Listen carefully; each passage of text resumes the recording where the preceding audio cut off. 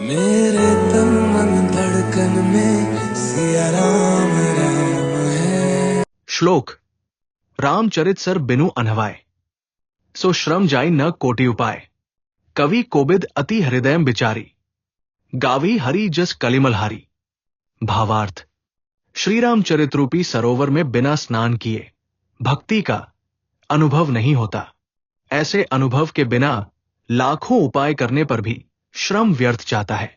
विद्वान और श्रेष्ठ कवि भी ये सोचकर भगवान श्रीहरि के यश का गायन करते हैं कि ये कलयुग के पापों का नाश करता है।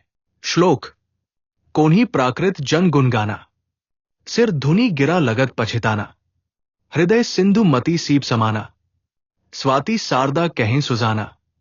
भावार्थ, यदि कोई साधारण मनुष्य भगवान के गुणों का गायन करता है तो वो सिर पीट कर पछताता है, क्योंकि उसकी वाणी व्यर्थ जाती है। विद्वान जन कहते हैं कि जैसे हृदय रूपी समुद्र में बुद्धि सीप के समान होती है, वैसे ही स्वाति नक्षत्र की बूंद भगवत गुण ही उसे मोती बना सकती है। मन मंदिर के दर्पण में सिया राम राम है। श्लोक तैसे सुखबी कविद बिनु कहीं, उपजई अनत अनत छवि लहीं।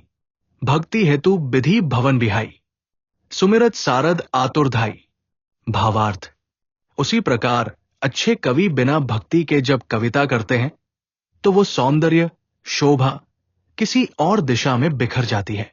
परंतु यदि कोई भक्त कविता करता है तो उसकी भक्ति के कारण विद्या की देवी सरस्वती भी ब्रह्मलोक छोड़कर भागती हुई उसके पास आती है। श्लोक मणि मानिक मुकुता छवि जेती, अहि गिरी गज सिर सो न तेती। नृप किरीट तरुणी तनुपाई, लहिन सकल शोभा अधिकाई। भावार्थ, मणि माणिक्य और मोती जैसी सुंदर वस्तुएं यदि सांप, पर्वत या हाथी के सिर पर हो तो उतनी शोभा नहीं देती, परंतु जब वही चीजें राजा के मुकुट में या सुंदर युवती के शरीर पर होती हैं तो अत्यधिक शोभा प्राप्त होती है। मंगल